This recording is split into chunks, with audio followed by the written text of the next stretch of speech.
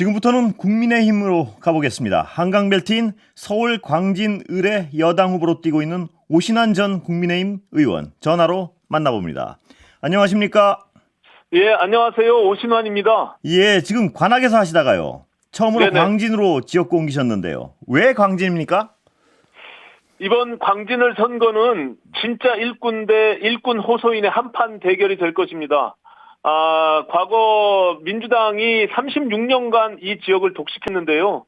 과거 고민정 후보를 비롯한 과거 정치인들이 이 광진의 여러 현안들과 수건 사업들의 일을 잘 했다면 제가 오지 않았을 겁니다. 예. 저는 오세훈 서울시의 부시장을 역임했고요. 그런 행정 경험들이 지금 광진과 서울시의 가교 역할을 하는데 큰 힘이 되고 있습니다. 예, 오세훈 서울시장의 어떤 느낌, 영향도 있었습니까? 옮기시는데? 이 지역이 아시다시피 오세훈 시장님의 정치 지역구였고요. 예. 그렇기 때문에 영향이 없었다고 할 수는 없습니다. 다만 저는 일하고자 하는 뜻을 가지고 왔고요. 또 개인적으로는 이 지역이 너무나 익숙한 동네입니다. 저는 예. 89년도에 건국대학교를 다녔고 또 저희 집사람이 여기서 나고 자랐기 때문에 이 동네에 대해서는 이미 익숙하게 잘 알고 있는 지역이고 예. 또 서울시 부시장을 하면서 많은 현안들을 접했기 때문에 저는 일하고자 하는 욕심에 이 광진을로 오게 됐습니다. 지금도 지역구 계신 건가요? 네, 그렇습니다. 예. 그 한강벨트 탈환. 이 목표 맞죠, 이번에? 국민의힘? 네, 그렇습니다. 예. 예, 서울의 선거를 저희가 견인하기 위해서는 반드시 한강벨트가 탈환돼야 된다 이렇게 생각하고 있습니다. 그런데 야권에서는 정권 심판론 들고 나오고 있습니다. 어떻게 보세요? 구도가 바뀌고 있다고 보십니까? 저는 지금 뭐 이재명 대표의 사당화 과정 속에서의 공천 파동이 예. 상당히 국민들께는 영향을 미칠 것이다 이렇게 보여지고 있습니다. 저희 뭐 과거에 어느 총선 과정에서도 당내 분열이 일어나는 정당은 패배할 수밖에 없습니다. 그런 과정을 본인들이 알면서도 지금 완벽하게 이재명 당으로 만들기 위한 저런 과정들을 겪고 있는데요. 그런 과정에서 사실상 정권 심판론이라고 하는 것이 상당히 좀 희석된 측면이 있고요.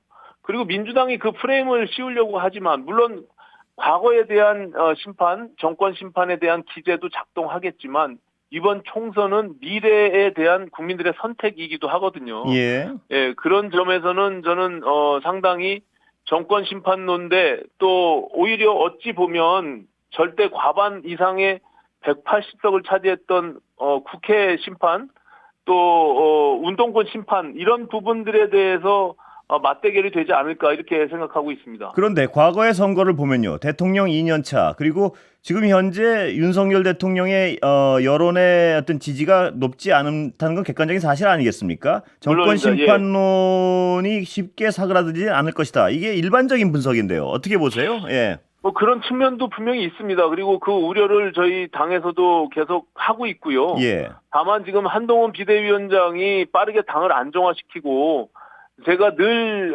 방송에서 주장했다시피 이번 총선은 당이 독립적이고 주체적으로 총선을 치러야 된다. 그래서 집권당으로서의 비전과 정책적 대안들을 제시해야 국민들께서 다시금 신뢰를 줄 것이다 이렇게 얘기해 왔거든요. 예. 근데 지금 제가 봐서는 굉장히 발빠르게 민생을 챙기고 한동훈 위원장이 정책에 대한 이슈들을 선점해 가고 있다 이렇게 보고 있습니다. 그래서 그런 부분들을 다소 희석시키면서 우리 당이 중심적으로 역할을 하게 되면 저는 뭐 상당히 선전할 것으로 이렇게 생각하고 있습니다. 자, 말씀하신 걸 좀 하나하나 좀 나눠서 여쭤보겠습니다. 일단 운동권 심판론 먹히고 있다고 보십니까? 운동권 심판론이라고 하는 것이 사실은 이 시대 정신에 뒤처져 있는 구태 정치를 끝장내겠다는 것 이것이거든요. 예. 사실 국민들에게는 최악의 정치를 안겨준 장본인들이 현재 민주당에서 정치를 주도하고 있다 이렇게 보여집니다. 예. 저는 광진을에서 운동권 심판론 또는 정권 심판론 이런 것보다는 예. 광진을의 선거에 아까 말씀드린 지역에서 그동안 굉장히 내팽겨쳐둔 그런 어떤 지역의 현안들 발전이나 변화에 대한 욕구 이런 것들을 통해서 진짜 일꾼론으로 선거를 치르고자 합니다. 예. 지금 오 의원님 말씀을 들어보면 운동권 심판론 자체가 좀 직설적으로 해석하면요. 그 예. 지역 현장에는 그렇게 먹히진 않는 것 같다. 뭐 이런 말씀으로 해석할 수도 있는 말씀 같은데요. 뭐 저희 지역에서는 예. 뭐 그다지 이렇게 운동권 심판론에 대한 이슈가 있는 것은 예. 아닙니다. 제 해석이 다만 틀린 건 지금 아니죠. 그러니까. 예. 네, 다만 아까 말씀드린 대로 그동안 36년 동안 민주당이 독식한 일당 독재에 대해서 예. 어찌 보면 정치 불신 또 정치 무용론이 팽배해 있는 것은 사실이고요. 예. 내 삶을 바꿔줄 정치 그리고 민생 정치, 생활 정치를 통해서 우리 지역이 좀 변화해야 된다는 그런 욕구가 굉장히 분출되고 있는 그런 현장이다. 저는 이렇게 생각합니다. 예. 아까 그 민주당 공천을 비판하시면서 여당의 공천은 굉장히 잘 되고 있다는 말씀을 하셨는데 비판하는 쪽에서는 현역 불패, 쇄신 없는 공천이다. 그래서 조용한 것이다. 이런 비판을 하고 있단 말입니다. 어떻게 보세요? 그 현역 교체율이 저는 쇄신의 척도가 될 수는 없다 이렇게 생각합니다. 과거 21대 총선에서요. 저희 TK 현역 의원 교체율이 64%에 달했습니다. 예. 전체 300명 국회의원 중에 154명이 현재 초선으로 50% 이상 교체됐잖아요. 예. 그런데 국민들은 이 21대 국회를 가장 최악의 국회로 기억하고 있습니다. 예. 그래서 무조건 물갈이하고 바꾸는 것만이 그 모든 것을 말하는 것은 아니고 과연 어떤 사람들이 이 국회에서 역할을 할 것인지 그리고 어떤 정당이 미래에 대한 비전들을 가지고 역할을 할 것인지 이런 것들이 매우 중요하다고 생각하거든요. 근데 지금 그래서 예. 말씀하십시오. 예. 그래서 이게 진영 대 진영으로 늘 이렇게 패싸움하듯이 싸움만 하는 그런 정치가 아니라 또 문제를 해결할 수 있는 문제 능력을 갖춘 그런 정치가 이루어져야 된다. 저는 이렇게 봅니다. 예. 지난 4년의 어떤 그 공천 별로 인정받고 평가받는 공천은 아니지 않았습니까? 지난 4년 전의 공천이 어떻습니까? 그렇습니다. 예, 저 예. 그렇게 보기 때문에 제가 그래서 단순히 그걸 여쭤보는 예. 건데요. 최악의 네. 공천이었다 이런 얘기도 나왔고요. 4년 전에.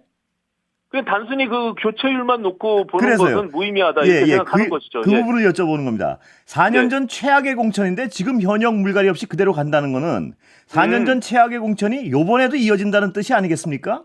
뭐 그렇게 볼 수도 있겠지만 저는 4년 동안의 그 경험들 또 그걸 통해서 지금 정당이 어떤 비전들을 갖고 가는지에 따라서 의원들이 또 역할이 좀 달라질 수 있거든요. 예. 그리고 저희가 지난번에 아시다시피 무슨 뭐 150석 이상의 그 다수를 점하고 있는 그런 정당이 아닙니다. 예. 이제 뭐 기껏 해봐야 100석 정도 되는데 거기서 뭐 물갈이를 한다고 40, 50%를 한다고 해서 과연 뭐 새로운 어떤 변화를 주도할 수 있느냐라고 하면 저는 그렇게 보지는 않습니다. 특히 서울, 경기, 인천의 수도권에 어떤 인물들이 들어가서 예. 요번에 국회에서 역할을 할 것이냐. 그래서 요번 총선 승리가 수도권에 저는 포커스가 돼야 된다 이렇게 생각하고 있습니다. 예, 오 의원님 제가 그 부분이 약간 이해가 안 돼서 다시 한번 좀 여쭤보고 다른 질문으로 넘어가겠습니다. 네. 이 4년 전에 최악의 공천이라고 말씀을 하셨으면 그 최악의 공천이란 평가가 나오는 거는 지난 4년 동안의 의정 활동이 좋지 않았다는 평가랑 연결되는 거 아니겠습니까? 그러면 지난 4년 동안 의정 활동이 엉망이었는데 그분들이 계속 나간다. 이걸 쇄신 공천이라고 할 수 있느냐? 이 공천이 정상적인 공천이라고 할 수 있느냐? 이런 비판인데요. 근데 이제 보는 각도에 따라 좀 다를 수 있는데 사람에 대한 문제일 수도 있지만 저는 정치 구조적으로 21대 총선이 갖고 있는 국회의 일방적인 어떤 양극단의 정치 그리고 문제 해결 능력을 상실한 정치 이런 어떤 제도나 시스템에 대한 문제도 더 크다 이렇게 보고 있습니다. 그래서 다만 사람에 관한 문제는 아니고요. 뭐 예. 민주당이 물갈이를 뭐 대폭 친명 중심으로 한다고 해서 과연 22대 국회가 그럼 나아질 것이냐? 전 그렇게 보고 있지는 않습니다. 예. 근데 그런 측면도 있지만요. 이 여러 언론에서 지적하는 것은 세대 교체가 너무 안 되는 것 아니냐. 뭐 국민의힘 공천의 40대 이하가 13%뿐이라는 어떤 통계도 있던데요. 이 네네. 세대 교체는 미래 세대를 위해서 정치인들이 젊어져야 되는 건 뭐 가야 될 방향 아닌가요? 그러니까 저희가 아직은 그 하위 10%에 해당하는 공천 배제 예. 컷오프를 지금 발표하지 않은 상태입니다. 그렇기 때문에 저는 뭐 이제 우리 국민의힘은 이번 연휴 기간을 중심으로 해서 지금 말씀드린 컷오프와 하위 30%에 대한 경선 과정들을 보게 되면 예. 저는 또 다른 변화가 있을 것이다 이렇게 생각하고 있습니다. 그건 지켜볼 필요가 있다 이렇게 봅니다. 예, 윤심 공천 논란 어떻게 보세요, 의원님은? 저는 굉장히 지금 한동훈 위원장이 소위 민주당이 얘기하는 검사 공천 예. 그리고 윤심 공천 이런 프레임으로 계속 공격을 했잖아요. 예. 근데 지금 아시다시피 윤심의 상징이라고 하는 장제원 의원은 불출마를 했고요. 예. 또 대통령의 40년직이라고 하는 석동현 후보는 컷오프를 당했습니다. 예. 또 대표적인 박성민 의원은 지금 경선 중에 있고요. 예. 그리고 좀 내각에서 장관을 했던 모든 정치인들이 지금 그 필드로 나와가지고 모두 컷오프 내지는 불출마 내지는 경선을 하고 있어요. 예. 이런 부분들이 만약에 윤심이 작동하고 있다면 이런 모든 부분들이 다 윤심의 뜻대로 공천이 돼야겠죠. 근데 저는 전혀 그렇지 않고 단순히 지금 시스템 공천에 의해서 정확한 우리가 주어진 부여된 룰에 의해서 지금 공천이 이루어지고 있다. 이렇게 보기 때문에 저는 그 경선에서 패배한 사람들이 그것을 동의하고 수용하는 그런 모습들을 볼 때 예. 저는 그것이 바로 공정한 경선의 룰이 작동하고 있다. 이렇게 보고 있습니다. 예, 지금 경선에 참여하거나 하는 분들은 대통령과 덜 가까운 사람들이다. 이렇게 평가하는 사람들도 있습니다. 뭐냐 하면 윤한홍, 단수 추천, 이철규 의원, 경선 포기 상대가 배현진 네. 의원 이런 식으로 이 윤 대통령과 진짜 가까운 사람들은 실질적인 경선이 아닌 좋은데 다 가지 않았느냐 이런 비판입니다. 근데 과거에 보시면 예. 그 정부에서 일했던 장관들이나 장차관들이 예.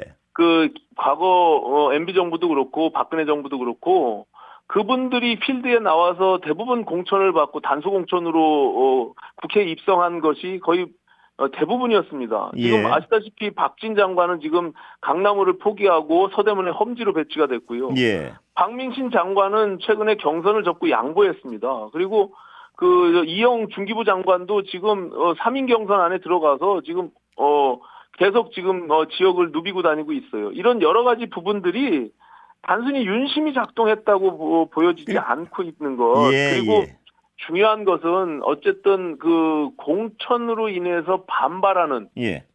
내가 왜 도대체 컷오프 되느냐, 내가 왜 공천에서 배제되느냐 하고 있는 이런 반발의 지수가 저는 상대적으로 이재명 사당화하는 과정에서의 민주당 그것에 비해서는 전혀 지금 저는 우리 국민의힘이 제대로 시스템 공천의 기제가 작동하고 있다 이렇게 보고 있습니다. 예, 그 장관들 예를 많이 드셨는데 비판하는 쪽에선 대통령이 장관들을 측근이라고 생각을 하지 않는다. 진짜 측근은 지금 혜택을 받고 있는 사람들이다. 이런 분석도 있길래 제가 여쭤봤습니다. 그거는 하나의 추측이죠. 예. 대통령의 어떤 마음을 어떻게 읽겠습니까? 예. 자, 오늘 김건희 여사 특검법이요. 네. 그것 때문에 어떤 여당 의원들의 이탈이 적을 것이다. 이런 분석에 대해서는 동의하십니까 혹시? 특검법으로 인해서 여당 의원들의 예, 이탈. 오늘 그 특검법 표결 때문에 현역 의원들을 네. 챙겨줬다. 이런 분석들 하지 않습니까 언론에서는? 예. 저는 쌍특검법 자체가 민주당의 무리수고요. 예. 그 총선에서의 어떤 영향을 미치기 위한 국면 전환용으로 악용됐기 때문에 예. 저는 그것이 우리 국민의힘의 의원들에게 무슨 특별한 영향을 미친다 이렇게 보지 않습니다. 오히려 지금 아시다시피 지금 명심공천 비명 행사로 인해서 이탈하는 여러 탈당과 이탈하는 민주당의 의원들이 많잖아요. 예. 그렇기 때문에 저는 결과를 좀 지켜보면 오히려 그런 이탈로 인한 민주당의 반발이 더 크게 작동할 것이다 이렇게 보고 있습니다. 예. 그러니까 그 분석엔 동의하지 않는다는 말씀이시죠? 현역 의원들의 반란표를 막기 위해서 지금 현역 의원들을 많이 살려줬다. 이런 분석에 대해서는 동의하지 않으십니까? 그렇지는 않습니다. 어쨌든 지금 그 시스템이라고 하는 만들어놓은 그 작동하는 그 기제 자체가 예. 경선을 통해서 지금 일부 경쟁력이 떨어지는 사람들은 경선에서 지금 지고 있는 낙천되는 그런 상황들이 발생하고 있고요. 예. 능력이 있고 본인들이 그 지역에서의 경쟁력, 이기는 경선, 이기는 후보라면 저는 그것이 선택받는 것이다 이렇게 보고 있기 때문에 예. 단순히 이 특검법에 연계시켜서 해석하는 것은 좀 무리가 있다 저는 이렇게 봅니다. 예, 약간 다른 얘기 좀 여쭤보겠습니다. 유승민 역할론이 잠시 대두됐었는데요. 사그라들었습니다. 어떻게 보세요? 아쉬운 점이 있는 거 아닌가요? 어떤 표로 네. 봤을 때? 예. 네네. 좀 뭐 최근에 이상민 의원님께서 인터뷰를 통해서 유승민 전 의원에 대해서는 언급한 바가 있는데 예. 뭐 당에 대한 애정도 있고 쓰임새를 통해서 기여할 수 있다 이렇게 언급을 했거든요. 그렇습니다. 예. 저는 국민의힘이 수도권에서 여전히 지금 뭐 박빙 선거를 치르고 있다 이렇게 보고 있기 때문에 뭐 적극 참여시켜서 국민의힘을 붐업시키는 그런 노력이 필요하다고 말씀하신 점에 대해서는 저는 동의하는 측면이 있습니다. 그래서 이재명식의 마이너스 정치가 아니라 예. 우리는 플러스 정치로 가야 하는 것이 마땅하다 이렇게 봅니다. 그렇다면 유승민 의원이 어떤 역할을 할 가능성이 아직 남아있다고 보십니까? 예를 들어서 어떤 수도권 공천이나요? 예. 그거는 뭐 당의 지도부가 판단할 일인데요. 제가 봐서는 일정 정도 기여할 부분이 있다면 저는 뭐 지도부가 그 부분에 대해서 고심을 해야 된다 이렇게 생각합니다. 예. 오 의원님 개인적으로는 유승민 의원의 공천이 필요하다 이렇게 딱 잘라 말할 수도 있는 겁니까? 유승민 의원께서 출마를 하는지 여부 그리고 그거는 이제 그리고 다른 출마를 하지 않더라도 예. 수도권 선거에서의 어떤 역할론 이런 부분들은 제가 지금 계속 말씀드린 것과 같이 일정 정도 기여할 수 있는 그런 부분은 있다라고 저는 판단하고 있고요. 예. 그 부분에 대한 것은 당의 지도부가 고심하고 판단해야 될 문제다 이렇게 생각합니다. 예. 그런데 한동훈 위원장은 굉장히 어떤 유승민 의원의 역할론에 대해서는 부정적인 것 같습니다. 부정적인 거 맞죠? 일단 제 해석은 맞습니까? 뭐 이게 당내에서의 일부 반대 세력도 분명히 있습니다. 유승민 의원에 대해서 바라보는 시각이 그렇기 때문에 일장일단이 있을 수는 있으나 저는 제가 말씀드리는 거는 그래도 중도층 수도권 선거에서의 일정 정도 유승민 대표의 역할이 분명히 있다고 보기 때문에 저 개인적인 의견으로 그렇게 말씀을 드린 거고요. 이 모든 것 또한 어떤 전략적 판단을 통해서 당의 지도부가 결정을 해야 되는 일이다 이렇게 봅니다. 그러니까 제가 이렇게 들어보면 수도권에 출마하시는 분들은 유승민 의원의 어떤 결단이나 출마, 공천 이런 거에 대해서 굉장히 긍정적으로 보시는군요. 대부분. 어떻게 보세요? 대부분인지는 제가 모르겠고요. 예, 저 개인의 어떤 생각을 말씀드린 겁니다. 예, 다른 얘기 좀 여쭤보겠습니다. 요새 건국전쟁이라는 영화 아십니까? 다큐멘터리 영화? 네, 저도 봤습니다. 어떻습니까? 어떻게 평가하십니까? 이승만 전 대통령의 공적 역할에 대한 재평가가 반드시 저는 이루어져야 된다고 생각하고요.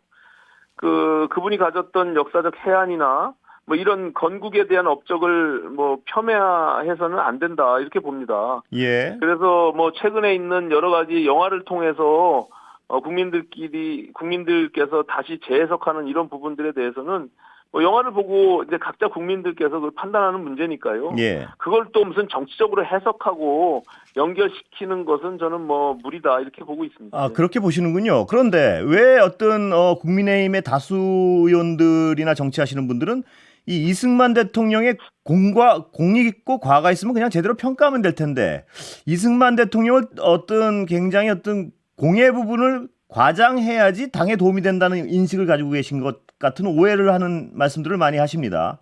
그 부분에 대해 어떻게 보세요? 저는 그렇게 받아들인 적은 없고요. 예. 이승만 대통령의 그동안의 그 공적에 대해서 거의 전면 부정하고 폄훼했던 것이 지금까지의 과정이었잖아요. 그러니까 그것을 제대로 말씀하신 대로 공은 공대로 과는 과대로 우리가 객관적으로 그 팩트에 근거해서 사실을 보자. 그런 측면에서는 누구든지 얘기할 수 있는 거 아니겠습니까? 거기 정치를 오히려 그것을 공에 대해서 일방적으로 폄훼하고 모든 것을 깎아내리는 그런 역사적 인식이나 해석은 오히려 잘못된 것이죠. 예.